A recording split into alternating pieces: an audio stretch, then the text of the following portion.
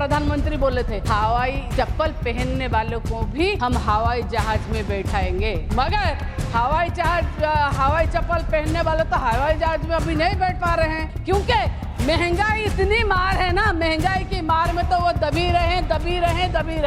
आलू देखो, प्याज देखो, दाल देखो, दूध देखो, मिर्ची देखो, नहीं यही है ना टिकट का बोल, इसीलिए मैं बोल रही हूँ टिकट के बाद में आ रही हूँ। आप कितना भी बोलिए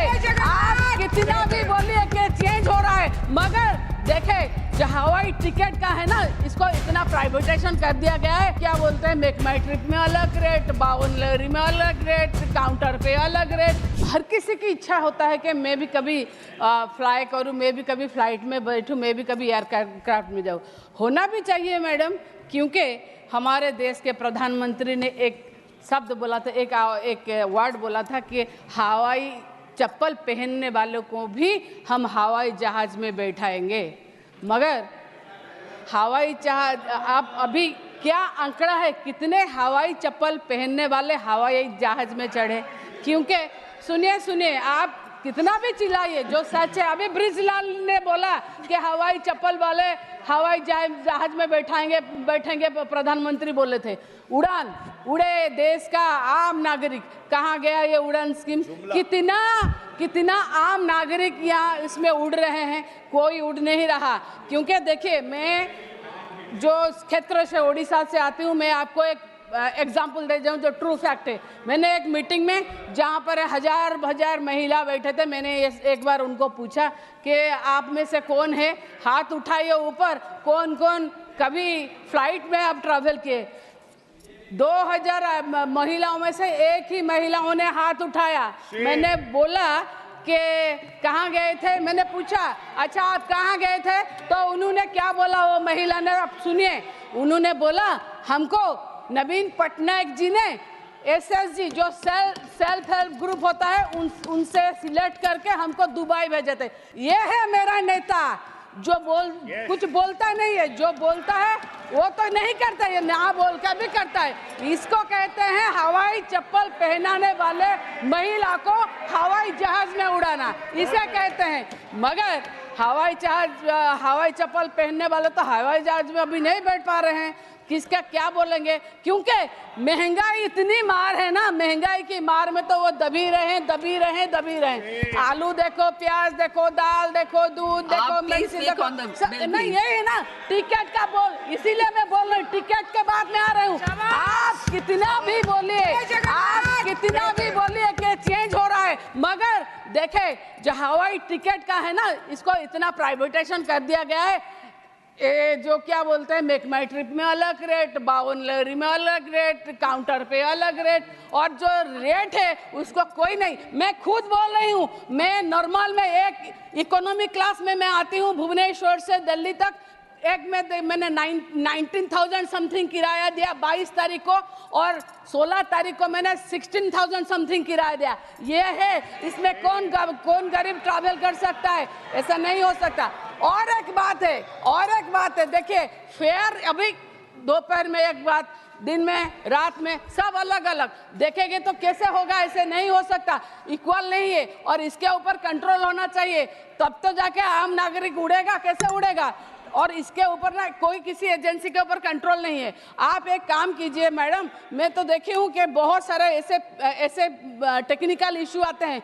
मैं सीधे बात करती हूँ, क्या जब हम लोग फ्लाइट के बोर्ड करते हैं, उससे हम अभी MP है तो कोई प्रॉब्लम नहीं है, CISF वाले हमको कोई प्रोटोकॉल में ले आते हैं, मगर थोड़ा लेट हो भी जाए तो भी चलता है। मगर जो आम आदमी आता है ना, अगर उसका थोड़ा लेट हो जाए तो उसको बोर्डिंग के लिए नहीं मिलता, कहीं भी वो ट्रैफिक में फंस सकता है, कहीं प्रोटेस्ट में फंस सकता है, कहीं भी हो सकता है। मगर देखिए उसको क्या होता है ना, आप फ्लाइट डिले उड़ाए वो चलेगा, मगर एक जो पैसेंजर है वो डिले नहीं कर सकता। और आप फ्लाइट बोर्ड कर रहे हैं, घंटा 2 घंटा लेट हो रहा है, और फ्लाइट में हमको सुनने मिलता है सॉरी फॉर द डिले। हम भी सॉरी बोल सकते हैं, उनके सॉरी और हमारे सॉरी में कोई डिफरेंस है क्या? वाड़िए के, तो फिर उनके लिए कैसा है?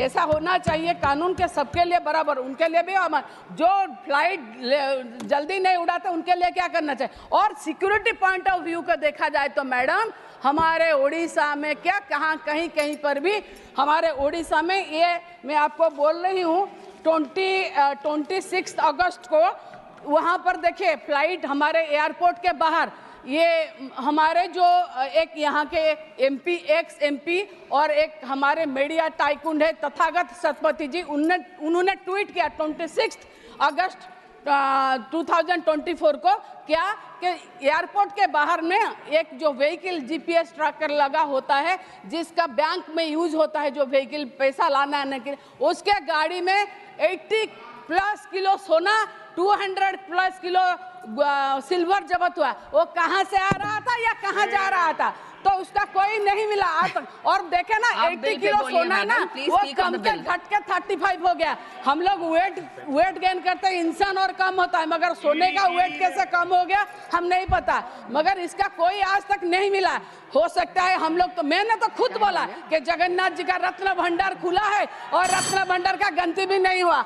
और अभी कंक्लूड करते हैं, और हमारे जो एयरपोर्ट है उसको आप प्राइवेटाइजेशन कर रहे, क्यों है प्राइवेटाइजेशन हो रहा है मैडम? किसके लिए हो रहा है? बिजू पटनायक इंटरनेशनल एयरपोर्ट को भी देखिए। हम लोगों में एक बात है, गांव में जो संपत्ति होता है ना माँ बाप का, उसको अगर बेटे संभाल नहीं सकते तो उनको नालायक बोलते हैं। हम क्या देखेंगे? देश का संपत्ति अभी प्राइवेटाइजेशन हो रहा है, ऐसा नहीं होना चाहिए। हमारे जो बाद में आने वाले पीढ़ी है तो ये किसको क्या दिखाएंगे? उसको दिखाने के लिए इसको बोलेंगे कि ये हो गया वो हो गया। एक ही आदमी के हाथ में अगर सब चला जाएगा, सब संपत्ति जाएगा, तो ये प्राइवेटाइजेशन को आप लोग क्यों बढ़ावा दे रहे हैं? और देखिए ऐसा नहीं है, ये जो एयरक्राफ्ट का आइन आप चेंज कर रहे हैं, आप कीजिए। आइन चेंज कर देने से लोगों को सुविधा नहीं होती। आप अगर लोगों का सुविधा देखिएगा, लोगों को देखिए security point of view CISA वालों को ट्रेनिंग देना चाहिए।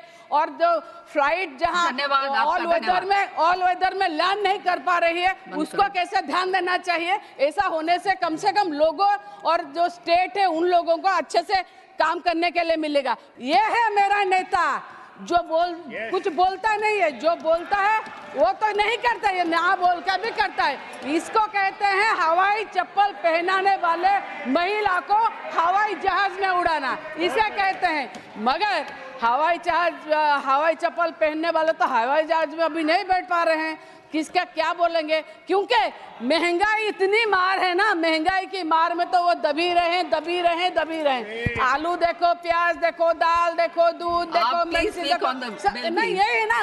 टिकट का बोल, इसीलिए मैं बोल रही हूँ, टिकट के बाद में आ रही हूँ। आप कितना भी बोलिए कि चेंज हो रहा है, मगर देखे जो हवाई टिकट का है ना, इसको इतना प्राइवेटाइजेशन कर दिया गया है।